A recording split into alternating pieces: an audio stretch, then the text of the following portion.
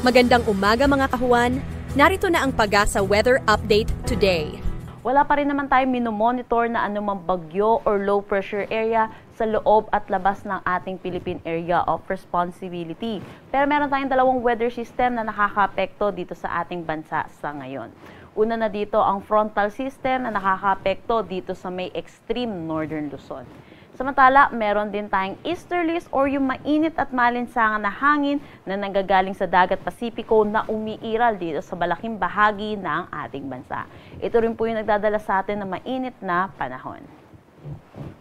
Para sa ating panahon ngayong araw, inaasahan natin magkakaranas ng maulap na papawirin na may mga pag-ulan dulot nitong frontal system dito sa may Batanes, Cagayan at Apayao. Samantala, for Metro Manila at nalalabing bahagi ng Luzon, inaasahan naman po natin ang maaliwalas na panahon, pero asahan din po natin yung init tuwing tanghali hanggang hapon at kung may mga isolated rain showers at mga panandaliang pag-ulan, dulot po ito ng mga localized thunderstorm lalo na po sa hapon at sa gabi. Agwat ng temperatura for Metro Manila 27 to 35 degrees Celsius, Lawag 25 to 32 degrees Celsius. For Tagagaraw, asahan natin ang 25 to 34 degrees Celsius, Baguio 18 to 25 degrees Celsius. For Tagaytay, 24 to 33 degrees Celsius at Legazpi 24 to 32 degrees Celsius.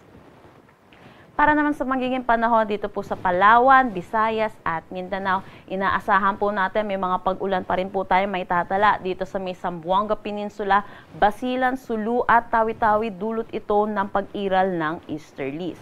Samantala, para naman dito sa Palawan, Visayas at nalalabing bahagi ng Mindanao, inaasahan po natin magiging maaliwalas din ang panahon pero asahan din po natin yung magiging mainit at maalinsangan po yung tanghali hanggang hapon at may mataas na tsansa ng mga localized thunderstorm lalo na sa hapon at sa gabi.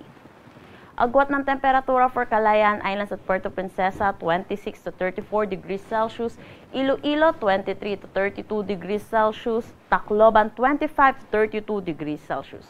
For Cebu 26 to 32 degrees Celsius, Cagayan de Oro 26 to 32 degrees Celsius, Zamboanga at Davao 25 to 33 degrees Celsius.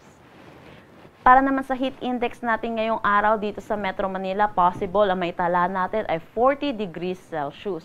Samantala, ang pinakamataas natin na possible madama ay 43 degrees Celsius dito ito sa may Sangli Point, Cavite City, Cavite, Puerto Princesa, Palawan, Birac, Catanduanes, Dumangas, Iloilo, La Granja, La Carlota, Negros Occidental.